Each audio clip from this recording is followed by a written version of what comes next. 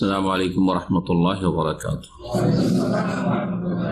إن الحمد لله نحمده ونستعينه ونستغفره ونعوذ بالله من شرور أنفسنا ومن سيئات أعمالنا من يهده الله فلا مضل له ومن يضلل فلا هادي له وأشهد أن لا إله إلا الله وحده لا شريك له وأشهد أن محمدا عبده ورسوله صلى الله تعالى عليه وعلى آله وصحبه وسلم تسليما كثيرا. أما بعد، فأعوذ بالله من الشيطان الرجيم. فمن كان يرجو لقاء ربه فليعمل عملا صالحا ولا يشرك بعبادة ربه أحدا. আল্লাহ রাব্বুল আলামিনের যাবতীয় প্রশংসা, যে আল্লাহ রাব্বুল আলামিন একমাত্র সত্য মাবুদ, তার সাথে কোনো শরীক নেই। তার সত্তায়, জাতে, তার গুণাবলীতে, তার রুবুবিয়ত, তার কাজে, তার ইবাদত বন্দেগীতে কোনো কিছুতে শরীক নেই।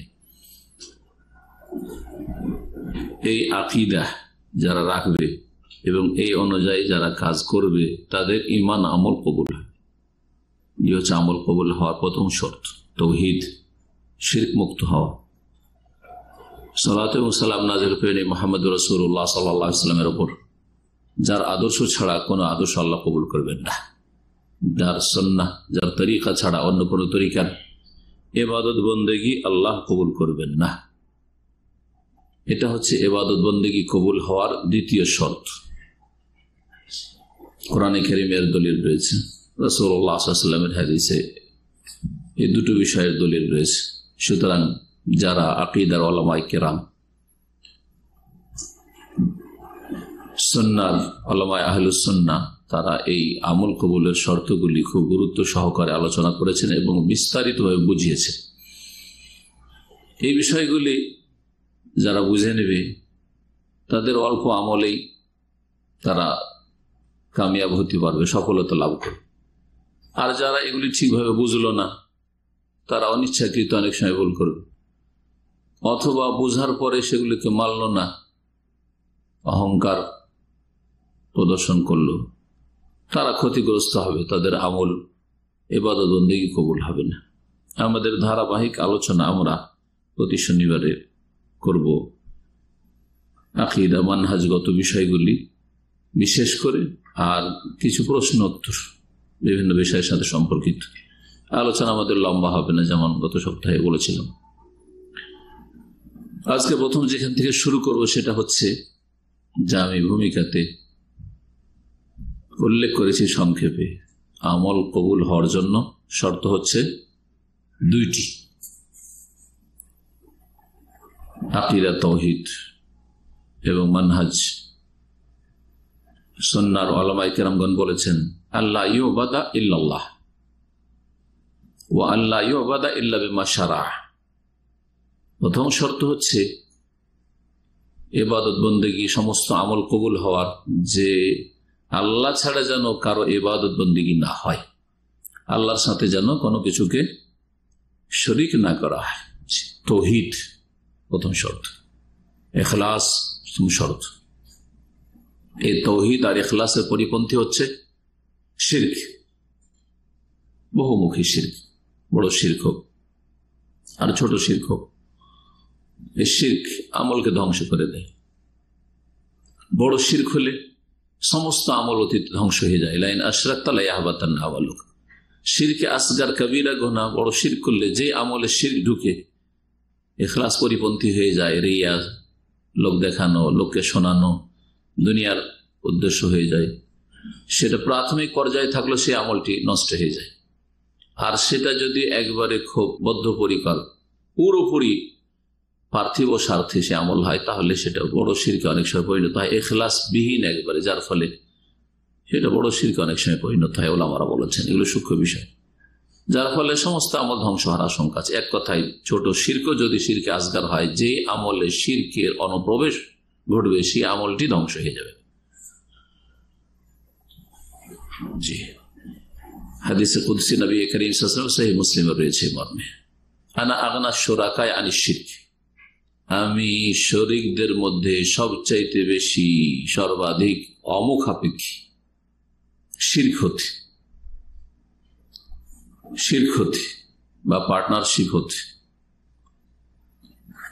ফামান আমেলা আমালান, সুতরাং কেউ যদি আমল করে, তাহলে আমল করলো, আশরাকা ফিহে মাইয়া গায়রি, আমার সাথে অন্য কাউকে শরীক স্থাপন করলো, তারাকতুহু ওয়া শিরকাহু, তাকেও অপরিত্যাগ করি আর তার শিরকি কর্মকাণ্ড আমলগুলিকেও আমি পরিত্যাগ করি, ছেড়ে দিই, কবুল করি না। স্পষ্ট যে আমলগুলিতে শিরক থাকে সে আমল কবুল হয় না। বড় শিরক হলে অতীতের আমল ধ্বংস হয়ে যায়। সংক্ষেপে এতটাই যথেষ্ট এই বিষয়ে। দ্বিতীয় শর্ত আমল কবুল হওয়ার, ও আল্লাহ ইউবাদা ইল্লা বিমা শারা, ইবাদত বন্দেগী করা চলবে না একমাত্র রাসূলুল্লাহ সাল্লাল্লাহু আলাইহি সাল্লামের আনিত পদ্ধতি, শরীয়ত, আদর্শ ছাড়া।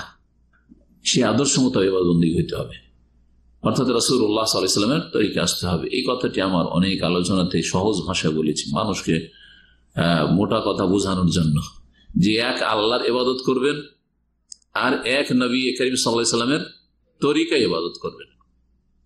ইবাদত হবে এক আল্লাহর জন্য, আর ইবাদতের তরিকা পদ্ধতিটা হবে একমাত্র শেষ রাসূল খাতামুন নবীন মুহাম্মদুর রাসূলুল্লাহ সাল্লাল্লাহু আলাইহি সাল্লামের তরিকা আদর্শ অনুযায়ী। যদি কোনো ইবাদতে বিদআতের অনুপ্রবেশ ঘটে, ইবাদত করলেন আর ওতে বিদআত ঢুকে গেল কিছু, তাহলে সেই আমলটি নষ্ট হয়ে যায়। সে আমল কি হয়ে যায়? নষ্ট হয়ে যায়। সমস্ত আমল নষ্ট হবে না, যেই কাজটাই বিদআত করলো সেই আমলটা কি হয়ে যাবে? নষ্ট হয়ে যাবে। দলিল মা আয়েশা রাদিয়াল্লাহু তাআলা আনহা থেকে বর্ণিত হাদিস, সহিহ মুসলিমে রয়েছে, সহিহ বুখারীতে এই হাদিসটি রয়েছে, তবে অধ্যায় এর সাথেই রয়েছে, এই জন্য অনেকে সহিহ মুসলিমে রয়েছে। নাম্বারিং এ আপনি খুঁজে বুখারীতে পাবেন না, কিন্তু সহিহ মুসলিমে রয়েছে। মান আমিলা আমালান লাইসা আলাইহি আমরুনা ফাহুয়া রাদ্দুন, কেউ যদি কোনো আমল করে, তাহলে এও আমল করলো,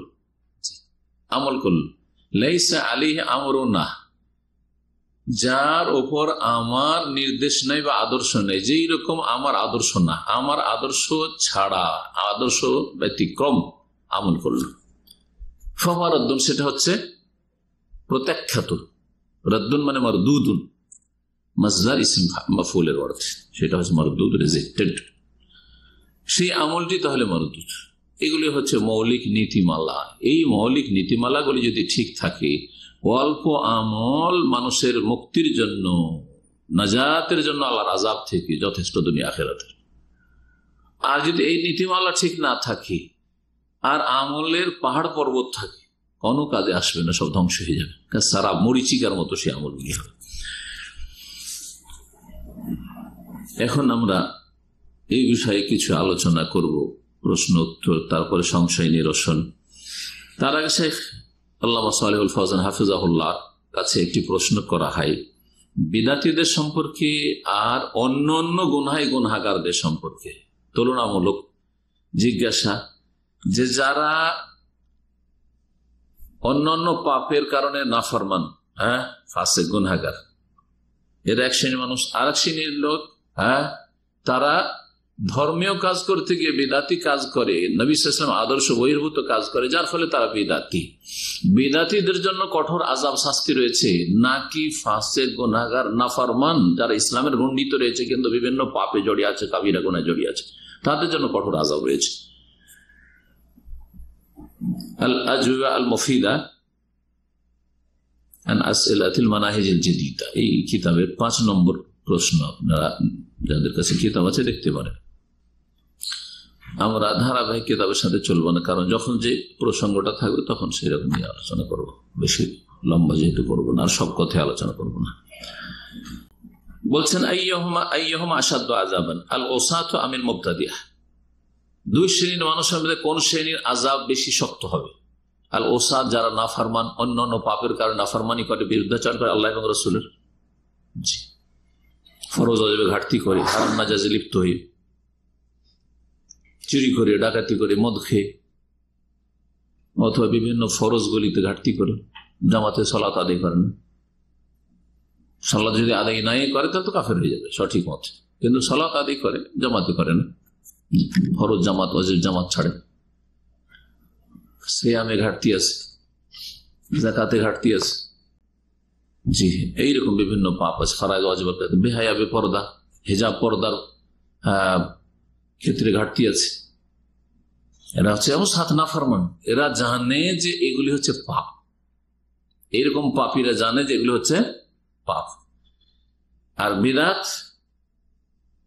বেদাত করে বেদাতি, কিন্তু জানে যে এগুলি হচ্ছে সওয়াবের কাজ, জান্নাতে যাওয়ার কাজ, নেকির পাহাড়। মিলাদ করবো নেকির পাহাড় হবে, ঠিক না? মহরমে তাজিয়া করবো নেকির পাহাড় হবে। ইয়া হোসেন ইয়া হুসাইন করবো, শিরক কুফরি করবো, নেকির পাহাড় হবে। তো যারা শিরক বিদআত করে, যে হ্যাঁ এরা সেটাকে সওয়াবের কাজ মনে করে। পক্ষান্তরে যারা অন্যান্য পাপে জড়িয়ে আছে শিরক বিদআত ছাড়া, গুনাহগার, তারা মুসলিম সমাজের ইসলামের গণ্ডিতে আছে, তারাও গুনাহগার। কিন্তু এই দুইয়ের মাঝে কঠোর শাস্তি কাদের জন্য রয়েছে? উত্তরে তিনি বলছেন, আল মুবতাদিআতু আশাদ্দু, বেদাতীদের আযাব বেশি কঠিন। লিআনাল বিদআত আশাদ্দু মিনাল মাসিয়া, কারণ বেদাতির জন্য কেন বেশি আযাব বা কঠিন আযাব? কারণ বেদাত হচ্ছে অন্যান্য গুনার চাইতে বেশি কঠিন পাপ, বড় পাপ। শয়তান দুই রকমই পাপ করায়, ধর্মের নামে পাপ করায় আর দুনিয়াদারির ক্ষেত্রে পাপ করায়। কিন্তু শয়তানের কাছে অল বিদআত আহাব্বু ইলা শাইতানি মিনাল মাসিয়া, অন্যান্য গুনার তুলনায় শয়তানের কাছে বেদাতি কর্মকাণ্ড বা বেদাতি আকীদা, বেদাতি আমল বেশি প্রিয়। কেন? শয়তান ভালো করে জানে যে চোর চুরি করে ওটাকে পাপী মনে করে, নিজেকে ধিক্কার দেয়, কখন তওবা করে নেবে, হঠাৎ করে কখন কি করবে, ভালো মানুষ হয়ে যাবে।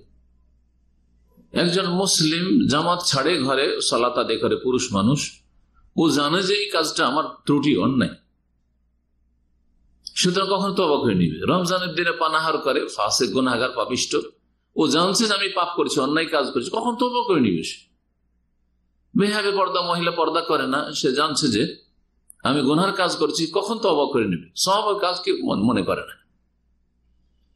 পক্ষান্তরে আম্মাল মুবতাদি ফাকালিলাম মা ইয়াতু, বেদাতি খুব কমই তওবা করে, বেদাতির তওবা নসিব খুব কমই হয়ে থাকে। কেন তওবা নসিব হয় না? লিআন্নাহু ইয়াযুন্নু আন্নাহু আলা হক, বেদাতি মনে করে যে আমি হকপন্থী, আমরাই জান্নাতি, আমরাই মুসলিম, কবর মাজারে সিজদা করে মুসলিম, মিলাদ করে মুসলিম, জি হ্যাঁ, মানে একেবারে পাকা মুসলিম। হ্যাঁ, বেদাতি দুই রকম। বেদাত, এমন বেদাত আছে যে বেদাতের কারণে ইসলাম থেকে বেরিয়ে যায়, বড় শিরকের বেদাত। আর কিছু বেদাত আছে যে মুসলিম থাকে, নিজেদেরকে হক পন্থী মনে করছে। যারা সুফিবাদে বিশ্বাসী, সুফিবাদের দুটো স্তর আছে, একটা হচ্ছে শিরক কুফরির স্তর, নিজেদেরকে পাকা মুসলিম মনে করছে শিরক কুফরি আকীদা রেখেও। আর এক দল সুফি আছে যারা বিদাতি কর্মকাণ্ডে মেতে আছে, তারা নিজেদেরকে পাক্কা হক্কানি মনে করছে, আহলে হক মিডিয়া। এরা কখনো তওবা সাধারণত করে না, লিআন্নাহু ইয়াযুন্নু আন্নাহু আলা হক, কারণ বিদাতি মনে করে যে আমরা সত্যের উপর, হকের উপর আছি। বিখিলাফিল আসি, পক্ষান্তরে নাফরমান সবসময় জানে আমি কাজগুলো ভুল করছি। ফাইন্নাহু ইয়ালামু আন্নাহু আসিম, কারণ গুনাহগার জানে যে আমি গুনাহ করছি। ওয়া আন্নাহু মুরতাকিবুল লিমাসি, আর বুঝছে যে আমি অন্যায় কাজে লিপ্ত আছি। আম্মাল মুবতাদি ফাইন্নাহু ইয়ারা আন্নাহু মুতিউন, বেদাতি মনে করে যে আমি নেক কাজ করছি, নেকির কাজ, আমি আল্লাহর আনুগত্য করছি, রাসূলের আনুগত্য করছি। ওয়ান্নাহু আলা তাআতিন, যে কাজগুলি করছি এগুলি সওয়াবের কাজ করছি। ফালিযালিকা সারাতিল বিদআত ওয়াল আয়াযু বিল্লাহ শাররা মিনাল মাসিয়া, এই জন্য বিদআত হচ্ছে অন্যান্য গুনার চাইতে বেশি নিকৃষ্ট পাপ। ওয়ালিযালিকা ইউহাযিরু সালফ মিন মুজালাসাতিল মুবতাদি, এই জন্য বেদাতীদের থেকে সতর্ক সাবধান করেছে। বেদাতীদের সাথে সম্পর্ক রাখতে, সংসর্গে আসতে, বেদাতীদের মজলিসে বসতে কঠোরভাবে সালাফে সালেহিন, সাহাবায়ে কেরাম, তাবেঈন, তাবে নিষেধ করেছে। পক্ষান্তরে গুনাহগারদের সাথে ওইভাবে নিষেধ করেননি যে ওদের সাথে বসবে না। জি, কারণ যে বসছে একজন অন্য পাপীর সাথে, ও জানছে যে এটা পাপ আর ও জানছে পাপ, এখানে রিস্কটা কম আছে। পক্ষান্তরে বিদআতের সাথে বসলে হয় কি, ও ধর্মের রং দিয়ে সেই কাজগুলি করছে, ধর্মের রঙে রঞ্জিত তার আমলগুলি, সুতরাং সেখানে প্রতারিত হওয়ার আশঙ্কা বেশি। এই জন্য সালাফে সালেহিনরা সতর্ক করেছেন বেদাতীদের সাথে উঠা বসা করতে। লিআন্নাহুম ইউআসসিরুনা আলা মান জালাসাহুম, আর বেদাতীদের সাথে যারা বসে তাদের ওপর তারা প্রভাব সৃষ্টি করবে, কুপ্রভাব ফেলবে। দেখেন আজকাল মুসলিম বিশ্বে যেসব বিদাতি দলের সাথে সম্পৃক্ত হয়ে গেছে সহজে বেরিয়ে আসতে পারে না, সহজে বেরিয়ে আসতে পারে না। কখন তারা দুনিয়ার সাথে যেসব পাপে জড়িয়ে আছে সহজে হয়তো বেরিয়ে চলে আসছে, সহজে বেরিয়ে চলে আসছে। ও খাতারহু শাদীদ, বেদাতীদের খাতরা, বেদাতীদের ক্ষতির দিকগুলি হচ্ছে বেশি মারাত্মক। ওয়ালা শাক্কা আন্নাল বিদআতা শাররুম মিনাল মাসি, এতে কোনো সন্দেহ নাই যে বিদআত অন্যান্য গুনার চাইতে বেশি নিকৃষ্ট। খাতার মুবতাদি আশাদ্দু আলান নাস মিন খাতারিল আসি, আর বিদাতির যে ভয়াবহতা বা বেদাতির ক্ষতিকর দিক মানুষের ক্ষেত্রে বা মানব জাতির ক্ষেত্রে অন্য অন্য নাফরমানের চাইতে বেশি বিপজ্জনক। এই জন্য সালাফ সালেহিনদের একটি উক্তি রয়েছে, ইখতিসাদুন ফি সুন্নাতিন খায়রুম মিন ইজতিহাদিন ফি বিদআহ। সুন্নতের ক্ষেত্রে অল্প আমল করা বা সুন্নতের ক্ষেত্রে মধ্যম পন্থা অবলম্বন করা, শুধু ফরজটা আদায় করছে না, সুন্নত মুস্তাহাব নফল বেশি নেই। তেসাদ সুন্নত ভিত্তিক আমল কিন্তু শুধু ফরজটাই হয়তো আছে। খায়রুম মিন ইজতিহাদিন ফি বিদআহ, বেদাতের ক্ষেত্রে অনেক মেহনত পরিশ্রমের চাইতে ভালো।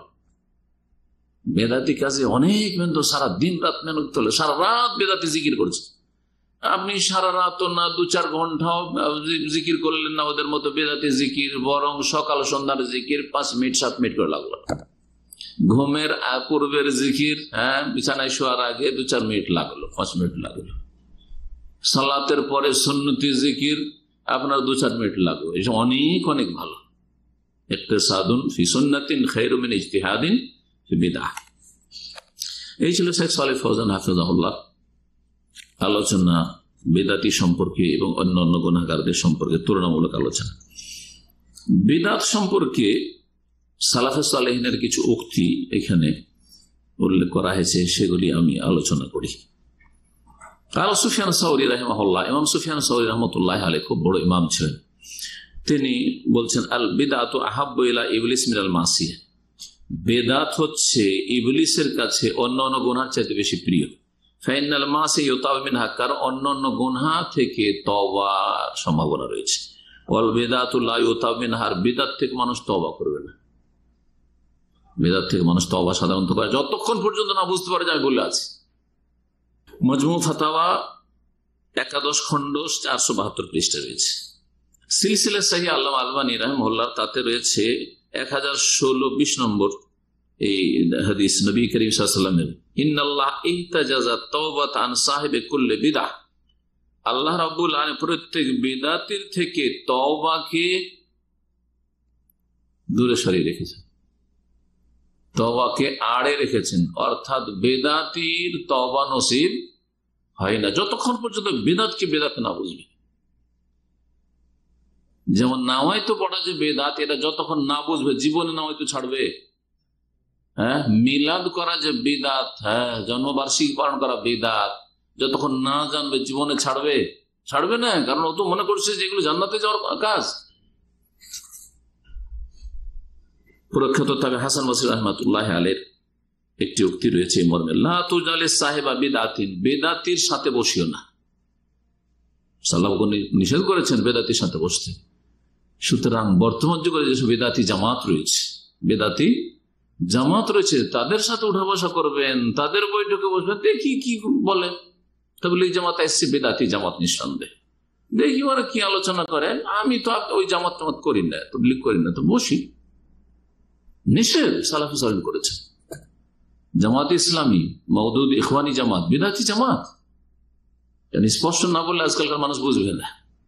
জি, সুতরাং বলবেন আমি বসি, কিন্তু তাদের আমি কোনো কর্মী না। এই আগুন আপনাকে কখন গ্রাস করবে? কোন বিদআতির সাথে বসা জায়েজ নেই। অনেকে বিদআতি আলেমের সাথে দেখি আমি দেখা করে আসি।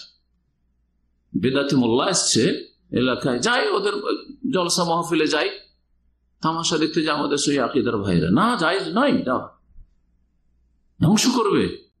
এইরকমই অনেক জঙ্গি মনোভাবের, খারেজি মনোভাবের কিছু বিদআতি রবিদাতি খারেজিরা, এইরকম কিছু মোল্লা হুজুর আছে, তাদের সাথে উঠা বসা করতে কি অনেক আমাদের দিনী ভাইরা ক্ষতিগ্রস্ত হয়েছে। জি, অনেক দিনী ভাইরা ক্ষতিগ্রস্ত হয়েছে।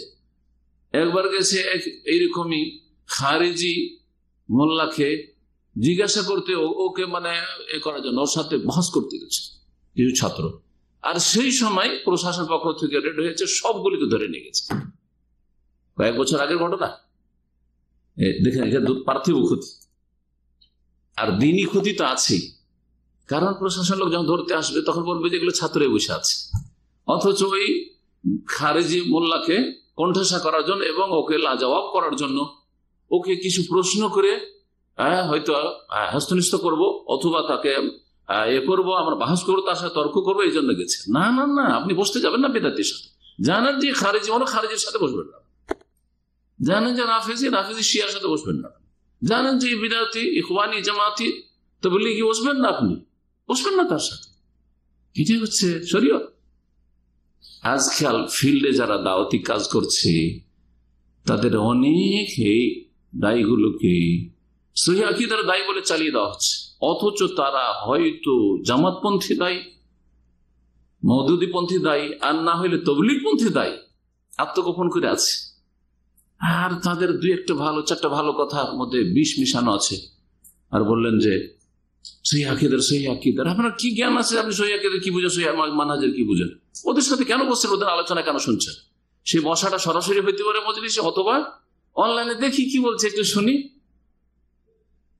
অথচ জানছেন যে এরা হচ্ছে এই বেদাত ঘেঁষা, এই বেদাতি দলের সব দায়ী। সুতরাং সতর্ক, সাবধান। এই বিষয়গুলি খুলে না বললে আমাদের সহিহ আকীদার নতুন নতুন যে ভাইরা আসছে, এক গর্ত থেকে উঠে এসে আর এক গর্তে গিয়ে আছাড় খেয়ে পড়ে যাচ্ছে। হাসান বসরি রাহিমাহুল্লাহ বলছেন, লা তুজালিস সাহিবা বিদাতিন, বিদাতীদের সাথে বসিও না। ফাইন্নাহু ইউমরিদু কলবাক ওয়া ফাইন্নাহু ইয়ামরাদু কলবুকা। বিদাতীদের সাথে বসলে তোমার অন্তর ব্যাধিগ্রস্ত হয়ে যাবে, রোগী হয়ে যাবে। অন্তর কি হয়ে যাবে? রোগী হয়ে যাবে। আল এতেসাম এবং শাতিবি প্রথম খণ্ডে 172 পৃষ্ঠা, আল বিদাত ওয়ান নাহি আনহা পৃষ্ঠা হচ্ছে 54। ইমাম শাতিবি রাহিমাহুল্লাহ তো খুব শক্ত কথা বলেছেন বিদাতীদের সম্পর্কে, বিদাতীদেরকে কঠোর শাস্তি দেওয়ার কথা বলেছেন। যে কোনো যুগের প্রশাসনকে, খলিফাকে, মুসলিম শাসককে যে তাদের কঠোর শাস্তি দাও, কারণ এদের অনিষ্ট হচ্ছে বড় ভয়াবহ, ধর্মের রঙে রঞ্জিত এদের কথাবার্তা। সুতরাং মানুষ বিভ্রান্তির শিকার হচ্ছে। শাইখুল ইসলাম ইবনে তাইমিয়া রাহিমাহুল্লাহর উক্তি দিয়ে শেষ করছি বিষয়টি, বিদাত এবং বিদাতীদের ভয়াবহতা। ইয়াকুল শাইখুল ইসলাম ইবনে তাইমিয়া রাহিমাহুল্লাহ ফি খাতারে আহলিল বিদআহ, বিদাতীদের ভয়াবহতা সম্পর্কে এবং এরা যে বড় বিপজ্জনক মুসলিম উম্মার জন্য, এই সম্পর্কে সতর্ক করতে গিয়ে বলেন, ওয়ালাউল্লাহ মান ইয়াকিমুহুল্লাহু লিদাফই দারারি হাউলাই ইয়ানি আহলাল বিদআহ লাফাসাদাদ দ্বীন। যদি আল্লাহ রাব্বুল আলামিন বিদাতীদের অনিষ্ট প্রতিরোধ করার জন্য, বিদাতীদের শার অনিষ্ট দূর করার জন্য আল্লাহ যদি কিছু এমন আলেম ওলামায় হোক অথবা মুসলিম শাসক হোক আহলে সুন্নাহ, তাদেরকে না নিযুক্ত করতেন এসব কাজে, লাফাসাদাদ দ্বীন, তাহলে দিন ধ্বংস হয়ে যেত, সহি দিন ধ্বংস হয়ে যেত। সহি আকীদার আলেম ওলামাদের মেহনত, আইম্মায়ে কেরামদের, আর তার সাথে সাথে মুসলিম আহলে সুন্নাহর উলামায়ে কেরাম যারা আহলে সুন্নাহর শাসক, তাদের যে আল্লাহ রাব্বুল আলামিন পার্থিব ক্ষমতা দিয়েছেন সুলতান, এই দুটো যদি না থাকতো লাফাসাদ, ওয়া কানা ফাসাদু আযম মিন ফাসাদ ইস্তিলাইল আদু মিন আহলিল আরদ। আর এই বিপর্যয় যে মুসলিম উম্মার বিপর্যয় নেমে আসতো বিদাতীদের কারণে, এটা কোন মুসলিম দেশে কাফেরদের আধিপত্য কায়েম হলে বা কাফেররা যদি দখল করে নিত কোন মুসলিম দেশ, তাতে যে অনিষ্ট রয়েছে, ক্ষয়ক্ষতি রয়েছে, তার চাইতে বেশি মারাত্মক।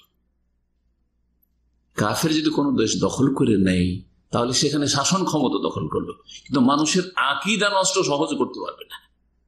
জি, বোঝা গেছে কিনা? কিন্তু বিদাতি আলেম সমাজকে যদি প্রতিরোধ না করা হয়, তাদেরকে যদি নির্মূল না করা হয় মুসলিম শাসক আহলে সুন্নাতের শাসকদের মাধ্যমে আর কোরআন সুন্নাহ আলেম ওলামাদের মাধ্যমে, তাহলে এরা মানুষের অন্তরে অন্তরে ঢুকে পড়েছে, এদের বদ আকীদা। وكان فساد اعظم من فساد استيلاء العدو من اهل الحرب فان هؤلاء يستولوا لم يفسدوا القلوب। কারণ কাফের শাসক যদি কোথাও আধিপত্য কায়েম করে তাহলে তারা অন্তরের উপর আধিপত্য কায়েম করতে পারে না, মানুষের অন্তরের উপর রাজত্ব করতে পারে না। ওমা ফিহা মিনাদ-দীন ইল্লা তাবান। জি, আম্মা আর যেটুকু কাফেররা ধর্ম নিয়ে এসছে আর আসলে সে দুনিয়ার গরজে, সুতরাং সেখানে ওই রকমের প্রভাব সৃষ্টি করতে পারবে না। ক্ষতি অবশ্যই আছে কিন্তু তুলনামূলক বলছে। আম্মা উলাইকাল মুবতাদিয়া ফাহুম ইউফসিদুনাল কুলুবা ইবতিদান। আর বেদাতি আলেম সমাজ, বেদাতি সংগঠনগুলি, বেদাতি যারা দলাল গুমরাহ দায়ী বিভিন্ন ফিরকার, এরা মানুষের অন্তরে বিপর্যয় সৃষ্টি করবে, অন্তরকে ধ্বংস করে দেবে বদ আকীদা দিয়ে। শুরুতে প্রথমখানে মজমুল ফাতাওয়া 28তম খণ্ড 232 পৃষ্ঠা। এখানে আজকে এই মানহাজ সম্পর্কে কিছু কথা বললাম, আর বিদআত সম্পর্কে বিশেষ করে বিদআত সম্পর্কে আলোচনা চলছে। আর দুই একটি সংশয় নিরসন করব, আগে একটি প্রশ্নের উত্তর দেব। একটি বিষয় আমি এর আগে আলোচনা করেছি কোন এক আলোচনায়, যাতে বলেছি যে এই যে নীতিমালাগুলো শুনলেন, যদি বড় শিরক থাকে তার আকীদা আমলে, তাহলে অতীতের সমস্ত ধ্বংস হবে। ছোট শিরক যদি থাকে অথবা বিদআত থাকে, তাহলে যে আমলে ছোট শিরক থাকবে, বিদআত থাকবে, সে আমল ধ্বংস হয়ে যাবে, নষ্ট হয়ে যাবে। এটা হচ্ছে আহলে সুন্নাত ওয়াল জামাতের আইম্মায়ে কিরাম, আইম্মায়ে আরবা, আবু হানিফা, শাফিঈ, মালিক, সবারই এটি হচ্ছে আকীদা মানহাজ। এটা হচ্ছে সালাফে সালেহিনের আকীদা মানহাজ, সাহাবায়ে কেরাম, তাবেঈন, তাবা তাবেঈনের। এর ভিত্তিতে আমি বলেছি, কেউ যদি বলে নাওয়াইতা নাসুম গাদান, উদাহরণস্বরূপ আমি আগামীকালকে রোজার নিয়ত করছি, বলছে না বিদাতিরা? বলছে। তাদের বিদাতি আলেম সমাজ দোয়াতুদ দলাল শেখাচ্ছে এগুলো, বা এই ক্ষেত্রে শিথিলতা অবলম্বন করছে। বলা জরুরি না। দেখেন ওদের ধোঁকাবাজ উঠে। নিয়ত সম্পর্কে যদি জিজ্ঞেস করে, ওদের মধ্যে যারা ভালো বিদাতি আলেম সমাজে যারা ভালো, কি বলে জানেন? বলে যে নিয়ত পড়া জরুরি না, জায়েজ না বলবে না, বিদআত বলবে না, কি বলবে? জরুরি না। এর অর্থ কি বেরোয়? ওদের যারা পাকা বিদআতি তারা বলে নিয়ত পড়তে হবে, ঠিক না? নিয়ত পড়া ফরজ বলুক আর মুস্তাহাব বলুক, যেটা নিয়ত কি করতে হবে? পড়তে হবে। আর ওদের মধ্যে যারা একটু নিজেদেরকে মনে করে যে আমরা সহিহ আকীদায় চলে এসেছি, কিন্তু সহিহ আকীদার নয় এগুলো, তারা বলে যে নিয়ত পড়া জরুরি না। জরুরি নয় মানে কি? ফরজ নয়, তাই না? জায়েজ কিনা? মুস্তাহাব হতে পারে কিনা? মুস্তাহাবটাও তো জরুরি না, তো মুস্তাহাব হতে পারে কিনা? সুতরাং এই বক্তব্য যখন শুনবে জনগণ, তখন নিয়ত পড়া কখনো ছাড়বে না। এতটা শুধু মডিফাইড হবে যে এটা ফরজ নাই নিয়ত পড়া। হ্যাঁ, নিয়ত অন্তরে করাটা ফরজ, আর নিয়ত পড়াটা জরুরি না, তবে করলে করা যেতে পারে বা করা ভালো, ঠিক কিনা? তাহলে বেদাতিকে বেদাতি রেখে দিল, বেদাতিকে কি করলো? বেদাতি করে রেখে দিল। এই কাজটাই করেছে। নাম নিতে চাই না, যাকে আজকাল আল্লামা বলা হচ্ছে বাংলাদেশ, তার একটা বক্তব্য আমি নিজে কানে শুনেছি। জিজ্ঞাসা করছে প্রশ্নকারী যে নিয়ত পড়া কি ইসলামে পড়তে হবে? বলছে নিয়ত পড়া জরুরি না। এটা তার উত্তর। এটা হচ্ছে ওদের মধ্যে যারা একটু ভালো, তারা কিভাবে বেদাত ছড়াচ্ছে মানুষের অজান্তে মুসলিম সমাজ, আর বেদাতিকে বেদাতি রেখে দিচ্ছে। আমি যখন এই আলোচনায় বললাম যে কেউ যদি বলে আমি আগামীকালকে রোজার নিয়ত করেছি, তো তার রোজা হবে না, তো এই আমার বক্তব্যটাকে রেখে কেউ প্রশ্ন করছে যে কেউ যদি আমি আগামীকালকে নিয়ত করছি রোজার, এটা বলে তো নাকি রোজা হবে না? বলছে না, রোজা হবে। কি বলছে? রোজা হবে। কেন রোজা হবে? জি হ্যাঁ, ওর যুক্তি হচ্ছে ওই তওবার হাদিস। যুক্তি হচ্ছে কি? তওবার হাদিস। তওবা করলে আল্লাহ কি হন? খুব খুশি হন, তাই না? এই হাদিস আপনাদেরকে শুনেছি, সহিহ মুসলিমের 4932 নম্বর হাদিস। এবং হাদিস থেকে যে এই বিদাতি বক্তার বা বেদাতি মুফতির পদস্খলন ঘটেছে, হ্যাঁ, গুমরাহি হয়েছে, এটা আজকে স্পষ্ট করে বলছে রাসূলুল্লাহ সাল্লাল্লাহু আশাদ্দু ফারাহান বিতওবাতি আবদিহি। আল্লাহ তার বান্দার তওবাতে অধিক খুশি হন। হিনা ইয়াতুবু ইলাইহি, যখন আল্লাহর কাছে তওবা করে। কার চাইতে বেশি খুশি হন? হ্যাঁ, কার চাইতে বেশি খুশি হন, কার চাইতে অধিক খুশি হন? মিন আহাদিকুম কানা আলা রাহিলাতি, ওই ব্যক্তির চাইতে যেই ব্যক্তি তার উটের পিঠে চড়েছিল, বেআরদিন ফালাতিন, খোলা ময়দানে, মরুভূমিতে, জনহীন এলাকায়, ফানফালাতাত মিনহু, আর হঠাৎ করে তার বাহনটা, উটটা তার কাছ থেকে ছুটে কোথাও পালিয়ে গেল। হয় ছুটে পালিয়ে গেল, যেমন এই হাদিস রয়েছে, আর এক হাদিস রয়েছে, হ্যাঁ, যে যেভাবে হোক সে সেখান থেকে সেই, আর এটা এই ফানফালাতা দিয়ে তাফসীর করছি, তার কাছ থেকে আমার কথা হাত ছাড়া হয়ে গেল, যেভাবে হোক না কেন উটটা তার হাত ছাড়া হয়ে গেল। ইনফালাতা মানে ছুটে যাওয়া। ওই উটের পিঠে কি ছিল? ও আলাইহা তাআমুহু ওয়া শারাবু, উটের পিঠের ওপরে তার খাদ্যের ব্যবস্থা ছিল, ওতেই তার পানি ছিল, ওর কাছে কিছুই নেই। ফাআইসা মিনহা, ওকে ধরতে পারলো না, নিরাশ হয়ে গেল, আর ধরতে পারলাম না, সরি, পালিয়ে গেল, বা কোথায় চলে গেছে দেখতে পায় না, হয়তো বেখেয়াল ছিল, যেটাই হোক না কেন। ফাআতা শাজারাতান ফাতাযা ফি যিল্লিহা, একটা গাছ খুঁজে, মরুভূমিতে গাছ পাওয়া যায় না আরব দেশে, একটা গাছ খুঁজে গাছের তলে আসলো, আর বললো যে কোথাও তো আশ্রয় নেওয়ার জায়গা নেই, গাছের ছায়াতে শুয়ে পড়ি, যতক্ষণ বাঁচি। তার এই বাহন উটনি থেকে শিখিয়ে নিরাশ হয়ে গেছিল। এইরকম অবস্থা, তাকে ঘুম চলে এসছে। এইখানে সংক্ষেপ করে দিচ্ছে, আসলে ঘুমিয়ে পড়েছে, ক্লান্ত অবস্থায় কি হয়েছে, ক্লান্ত পরিশ্রান্ত, একেবারে ঘুমিয়ে পড়েছে। ওই ঘুমিয়ে আছে, হঠাৎ করে ঘুম ভাঙছে কিছুক্ষণ পরে, আর জানছে যে মত নিশ্চিত, যতক্ষণ বেঁচে আছে তারপরে মরে যাবো, আর তো উপায় নেই, পানিও নেই, কিছু নেই, আর এদিক ওদিক কোথাও যেতেও পারবো না, মরুভূমিতে বালিতে নামলে মরে যাব, এই অবস্থায় ছিল। হঠাৎ করে ঘুম ভাঙলে দেখে যে মাথার কাছে এসে উটনিটা দাঁড়িয়ে আছে, মাথার কাছে উটনিটা এসে দাঁড়িয়ে আছে। হঠাৎ করে উটের লাগামটা ধরলো, সুম্মা কাল মিন শিদ্দাতিল ফারাহ, এত খুশি হয়েছে, মরে যাওয়া অবস্থায় আবার নতুন করে প্রাণ ফিরে আসলো। কত মানুষের খুশি হয়, তাই না? খুশি হয়, খুশিতে মানুষ দিশেহারা হয়ে যায়, খুশিতে অনেক সময় মানুষ কি হয়ে যায়, দিশেহারা। খুশিতে মানুষ কাঁদতে লাগে, বেশি খুশি হইলে কাঁদতে লাগে, বেশি খুশি হইলে মানুষ হুঁশ হারা, দিশেহারা, কি বলছে কি করছে ও হুঁশ নেই তার, এরকম হয়ে যায়। এই ব্যক্তি ওই রকম হুঁশ হারা হয়ে অনিচ্ছাকৃত বলেছে আল্লাহুম্মা আনতা আবদি, আল্লাহর শুকরিয়া করতে গিয়ে বলছে আল্লাহুম্মা আনতা আবদি ওয়া আনা রাব্বুকা, হে আল্লাহ, হে আল্লাহ, আল্লাহুম্মা আনতা আবদি, তুমি আমার বান্দা, তুমি আমার বান্দা, ওয়া আনা রাব্বুকা, আমি তোমার রব, আমি তোমার মালিক। কথাটা কুফরি কিনা? বড় কুফরি না? কথাটা ফেরাউনের কথা কিনা? কথা তো মারাত্মক। কিন্তু নবী সাল্লাল্লাহু আলাইহি ওয়াসাল্লাম আখতা মিন শিদ্দাতিল ফারাহে, প্রচন্ড খুশির তাড়নায় সে ভুল করে ফেলেছে অনিচ্ছাকৃত, ঠিক না?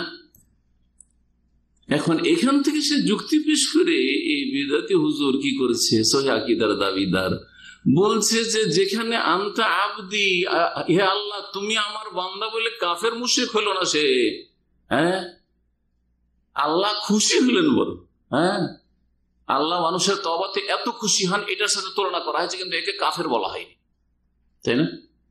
একে কাফের বলা হয়নি যে তুমি বড় কাফের হয়ে গেলে, এই কথা বলা হয়নি। তো বড় কুফরি কথা বলে যখন বড় কুফরি হলো না, তো কেউ যদি নাওয়াই তানাসুমা গাদান, আগামীকালকে রোজা রাখছি অথচ রোজাটা আজকের, তাহলে রোজা কেন নষ্ট হবে? বুঝতে পারছো? আগামীকালকে রোজা রাখছি অথচ রোজা আজকের রাখছি, কেন? সহুর করছে রাত্রে, সন্ধ্যাবেলা চাঁদ উঠেছে, তো রোজা তো আলিয়মের, টুডে, আজকের, কিন্তু রোজা গাদা না, নাওয়াই তানাসুমা গাদা, প্রতিদিন বলছে আগামীকালকে, আগামীকালকে, আগামীকালকে, বলছে না? এই বিদাতি গদবাধা নিয়তে আগামীকালকে রোজা, তো বলছে যে না না না, ওর রোজা হয়ে যাবে, কারণ সে, তার বলাটা আর এই লোকের বলাটা একই। এই লোকের বলাতে যেমন কুফরি হলো, কাফের হলো না, ঠিক তেমনি যে নাওয়াই তানাসুমা গাদার প্রতিদিন বলছে আগামীকালকে রোজা, আগামীকালকে রোজা রাখবো, সেই ব্যক্তির আমল নষ্ট হবে না, কবুল হবে, তার রোজা কবুল হবে। বুঝতে পারছো যুক্তিটা? এর খণ্ডন দুই দিক থেকে করছে। প্রথম কথা, এই লোকটি যে বলেছে হে আল্লাহ তুমি আমার বান্দা, সে ইচ্ছাকৃত বলেছেন অনিচ্ছাকৃত? অনিচ্ছাকৃত, ঠিক না? আর যে প্রতিদিন বলছে নওয়াইতা নাসুমা গাদান, আগামীকালকে রোজা নিয়ত করছি, সে ইচ্ছা করে বলছে অনিচ্ছাকৃত বলছে? ইচ্ছা করে বলছে। পার্থক্য হয়ে গেল। তাই 2 নম্বর পার্থক্য, এই লোকটি যে বলেছে হে আল্লাহ তুমি আমার বান্দা, সে একবার বলেছে না বহুবার বলেছে? 30 বার বলেছে। আর বিদাতি 30 রোজাতে 30 বার বলে নওয়াইতা নাসুমা গাদান, নওয়াইতা নাসুমা, প্রতিদিন সাহারির সময় কি বলে? নওয়াইতা নাসুমা। দ্বিতীয় পার্থক্য হলো না? এই কথাটি প্রতিদিন সে বলছে, ঠিক না? বলবে যে ও তো বুঝে না, আরবি বুঝে না। তো ইসলাম না বুঝে পালন করা জায়েজ তার না? ইসলাম বুঝতে হবে তাকে যে আমি কি বলছি? অবশ্যই বুঝতে হবে যে আমি কি বলছি। দিন শিখা ফরজ, এতটা শিখা ফরজ, অবশ্যই ফরজ। কথা বোঝা গেছে না? একটা পার্থক্য হলো। এটা তো একটা পয়েন্ট ছিল, একটা দিক ছিল যে কেউ যদি আগামীকাল আমি রোজার নিয়ত করেছি তো তার রোজা নষ্ট হবে, এটা হচ্ছে আমার কথা, আমি বলেছি। এর একটা যুক্তি এটা পেশ করেছি। কি যুক্তি? যে যেহেতু সে প্রতিদিন রোজা রাখছে আজকের, আর মুখে বলছে নিয়ত যে আমি নিয়ত করছি কিসের? আগামীকালকের, তো আজকে রোজাই হইল না তার, সুতরাং রোজা হবে না। এই ক্ষেত্রে যে সংশয় তুলেছে সেই সংশয় তাহলে অসার, ঠিক না? এই যুক্তি দলিল তার ঠিক নয়। 2 নম্বর, এই রোজা নষ্ট হওয়ার কারণ সেটা তো ওখানে আমি বলিনি, আজকে বলি। অন্য আলোচনা তো রয়েছে, কিন্তু ওই প্রসঙ্গ হয়তো বলিনি। অনেক সময় সময়ের স্বল্পতার জন্য চারিদিক থেকে বিস্তারিত বলা হয় না। আর একটা দিক রয়েছে, মানুষ বিদাতে আমল করলে তার আমলটা কবুল হয় না। রোজা শুরু করছে, সিয়াম শুরু করছে সুহুর দিয়ে, আর বলছে নওয়াইতা নাসুমা গাদান, তাহলে রোজার মধ্যে বেদাত ঢুকলো না? রোজা হচ্ছে ইবাদত, ঠিক না? আর রোজাতে বেদাত ঢুকলো না? আর যে কোনো ইবাদতে যদি আমলে বেদাতে অনুপ্রবেশ ঘটে, বেদাত ঢুকে, তাহলে সেই আমল কবুল হবে না। হাদিস একটু আগে বললাম, মান আমেলা আমালান লাইসা আলাইহি আমরুনা ফাহুয়া রাদ্দুন। এক ব্যক্তি রোজা রাখলো আর নওয়াইতা নাসুমা গাদান বললো, যেটা নবী সাল্লাল্লাহু আলাইহি ওয়াসাল্লামের আমর নয়, নবী সাল্লাল্লাহু আলাইহি ওয়াসাল্লামের আদর্শ নয়, সুতরাং সেই রোজা হচ্ছে প্রত্যাখ্যাত।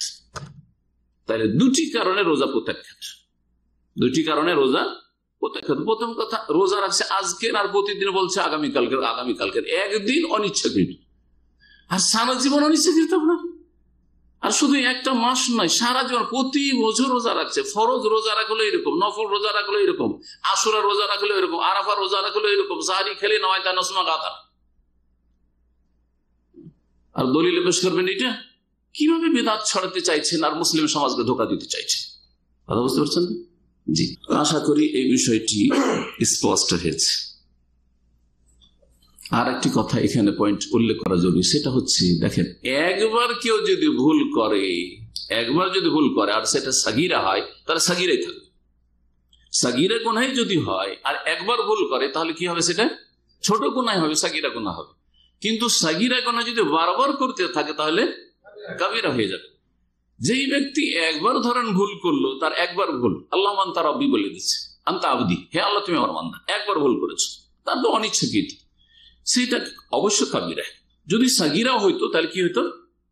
সাগীরা হলে ছোটই থাকতো সেটা একবার।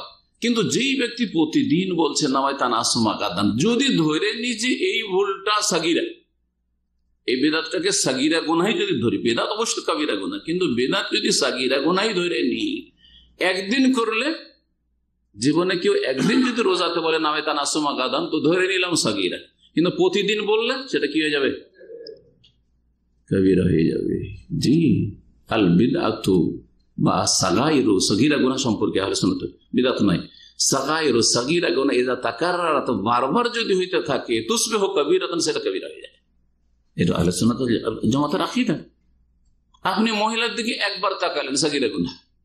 কিন্তু যদি বারবার আপনার অভ্যাস বানিয়ে নেন যে আমি মহিলা দিকে তাকাবো, বা আপনি মহিলার ছবির আসক্ত হয়ে গেছেন, যার ফলে ফেসবুকে ইউটিউবে আপনি খারাপ ছবি দেখছেন, আপনি উলঙ্গ অর্ধলঙ্গ ছবি দেখছেন, সাগীরা হলো, সেটা কি হয়ে যাবে? বারবার দেখার কারণে সেটা কি হয়ে যাবে? কাবীরা হয়ে যাবে। ঠিক তেমনই প্রতিদিন যারা নওয়াইতা নাসুমা গাদান বলছে, যদি বলি যেটা সাগীরা গুনাহ হলো, তারপরে সেটা বারবার বলার কারণে কাবীরা বিদআত হয়ে যাবে, কাবীরা গুনাহ হয়ে যাবে। বেশ কিছু সূরা বা আয়াত কোরআনে কারীমে রয়েছে, যে আয়াতগুলির শেষে কিছু বলা আমাদের মুসলিম সমাজে প্রচলন রয়েছে। জি আছে না? তার মধ্যে কিছু সহিহ রয়েছে, কিছু জয়ীফ রয়েছে। আমরা অনেকে সম্পর্কে ক্লিয়ার ধারণা রাখি না, এই ধারণাটা আজকে দিতে চাইব। তাহকিকি ধারণা বা গবেষণামূলক একটা সহিহ এই সম্পর্কে ধারণা। যেমন সূরা ফাতিহার পরে ওয়ালাদ-দাল্লিনের পরে কি বলছি? আমিন বলছি, ঠিক না? সাব্বিহ ইসমা রাব্বিকাল আলা, অনেকে বলে সুবহান রাব্বিয়াল আলা, হ্যাঁ বলছি। সূরা 3 পরে বলে আলাইসাল্লাহু বিআহকামিল হাকিমিন, জানেন কি বলে? জানেন না? আপনারা শোনেননি? বালা ওয়া আনা আলা যালিকা মিনাশ শাহিদিন, বালা ওয়া আনা আলা যালিকা মিনাশ শাহিদিন। এইরকমই সূরা মুরসালা ফাবিআইয়ি হাদিসিন বাদাহু ইউমিনুন আমান্না বিল্লাহ, এই বিভিন্ন আমলগুলি রয়েছে। এই সম্পর্কে খোলাসা সার কথা শোনাবো শুধু 2-3 মিনিট। এই ক্ষেত্রে অনেকগুলি লিখনি আমি পড়লাম, তার মধ্যে আল্লামা আলবানী রাহিমাহুল্লাহ লিখনিটা বেশ গবেষণামূলক, সবগুলি হাদিস একসাথে কালেক্ট করে জমা করে। তিনি বলছেন আল খুলাসা সার কথা, কালিমাতু আমিন ফাসাবিতুন ফি সূরাতিল ফাতিহা, সূরা ফাতিহার শেষে আমিন বলা বিশুদ্ধ হাদিস দ্বারা প্রমাণিত সাব্যস্ত। ওয়া জুমলাতু তাসবিহ মিনহু ফাসাহিহুন সাবিতুন ফি সূরাতিল আলা ওয়া গায়রিহি, এবং তাসবিহ পাঠ করা সাব্বিহ ইসমা রাব্বিকাল আলাতে সুবহান রাব্বিয়াল আলা বা ফাসাব্বিহ বিসমি রাব্বিকাল আযীম, এই আয়াতটি সূরা ওয়াকিয়াত আসলে সুবহান রাব্বিয়াল আযীম, এগুলি হচ্ছে সহিহ এবং সাবিত প্রমাণিত, এগুলি হচ্ছে প্রমাণিত। ওয়াকাদ সাহহা মিনহু, বলছেন যে নবী সাল্লাল্লাহু আলাইহি ওয়াসাল্লাম থেকে এটাও সহিহ প্রমাণিত, বালা ওয়ালা ফি আয়াতিল সূরাতুল কিয়ামত, বালা ওয়ালা। ওয়া আম্মা মা ইউকালু ইনদা আখির কিরাআতি সূরাতি 3, সূরা 3 যে আলাইসাল্লাহু বিআহকামিল হাকিমিন, এর শেষে যে বলা হয় বালা ওয়া আনা আলা যালিকা মিনাশ শাহিদিন, এটা ওয়া আখির সূরাতুল মুরসালাত, আর সূরা মুরসালাতের শেষে ফাল হাদিসু ফি যালিকা দাঈফুন, এই ক্ষেত্রে হাদিস হচ্ছে যঈফ, সহিহ নয়। ওয়া মা ইউকালু ইনদা কিরাআত ফাবিআইয়ি আলাই রাব্বিকুমা তুকাজ্জিবান, আর একটা আমল আমাদের দেশে খুব প্রসিদ্ধ রয়েছে, অনেকেই করে থাকে এটা, ফাবিআইয়ি আলাই রাব্বিকুমা তুকাজ্জিবান। যতবার আসে একটা দোয়া পড়ে, কি পড়ে জানা আছে? লা বিশাইইন মিন নিআমিকা রাব্বানা নুকাজ্জিবু ফালাকাল হামদ। আল্লাহ বলছেন ফাবিআইয়ি আলাই রাব্বিকুমা তুকাজ্জিবান, হে মানুষ, হে জিন, তোমাদের রবের কোন কোন নিয়ামতটাকে অস্বীকার করবে? আল্লাহ জিজ্ঞাসা করছেন, তো জবাব বলে যে লা বিশাইইন মিন নিআমিকা, আল্লাহ তোমার নিয়ামতের কোনো কিছু নেই যেটা হে রব নুকাজ্জিবু, যে আমরা অস্বীকার করব, অস্বীকার করি না, ফালাকাল হামদ, তোমারই যাবতীয় প্রশংসা, এই বাক্যটা বলে থাকে। এই মর্ম বলছেন আল্লাহ ফাইন্নাহু লাম ইউনকাল আনহু সাল্লাল্লাহু আলাইহি ওয়াসাল্লাম, যে ফাবিআইয়ি আলা রাব্বিকুমা তুকাজ্জিবান সম্পর্কে বলে থাকে, এটা নবী করিম সাল্লাল্লাহু আলাইহি ওয়াসাল্লাম থেকে বলা প্রমাণিত না। আন্নাহু কানা ইয়াকুলু যালিকা ইনদা কিরাআতি হাযিহিল আয়া ফিস সালাতি ওয়া ফি গায়রিহা, সালাতের ভিতরে হোক অথবা বাইরে হোক, কখনো নবী সাল্লাল্লাহু আলাইহি ওয়াসাল্লাম এইভাবে পড়েননি। জি, জিনদের সম্পর্কে একটি হাদিস রয়েছে যে জিনেরা এরকম বলেছেন, আর ওখান থেকে অনেকে এই আমলটি শুরু করেছে, কিন্তু নবী করিম সাল্লাল্লাহু আলাইহি ওয়াসাল্লাম এইভাবে কখনো বলেননি। তারপরে আরেকটি বিষয় উনি উল্লেখ করেছেন যে আরেকটি হাদিস রয়েছে, সেই হাদিসের আলোকে ইমাম নবী রাহমাতুল্লাহ আলাইহি বলেছেন যে যখনই কোন জায়গায় কোরআনে কারীমে রহমতের আয়াত আসতো, মানে জান্নাতের আয়াত বা আল্লাহর নিয়ামতের আয়াত, তখন আল্লাহর রহমত যাচ্ছা করতেন নবী সাল্লাল্লাহু আলাইহি ওয়াসাল্লাম, এবং যখনই কোনো আল্লাহর আযাবের আয়াত আসতো বা জাহান্নামের আযাব আসতো, তখন তার থেকে আশ্রয় প্রার্থনা করতেন বা আশ্রয় কামনা করতেন। জি, তো এই সম্পর্কে বলছেন আল্লামা আলবানী যে ইন্নামা ওয়ারাদা ফি সালাতিল লাইল, এটা তাহাজ্জুদের সালাতে প্রমাণিত নবী সাল্লাল্লাহু আলাইহি ওয়াসাল্লাম থেকে। কিন্তু আমাদের সমাজে অনেকে এটা ফরজে আমল করে, ফরজে আর জরুরি সাব্বিহ ইসমা রাব্বিকাল আলা সুবহান রাব্বিয়াল আলা। জি, আলাইসাল্লাহু বিআহকামিল হাকিম বালা ওয়া আনা আলা যালিকা মিনাশ শাহিদিন, যেমন আমিন জোরে বলে এরকম অনেকে বলে, এই আমলগুলি ভুল, সহিহ নয়। এখানে আজকের আলোচনা শেষ করছি। ওয়া সাল্লাল্লাহু আলা নবিয়িনা মুহাম্মদ ওয়া আলা আলিহি ওয়া সাহবিহি।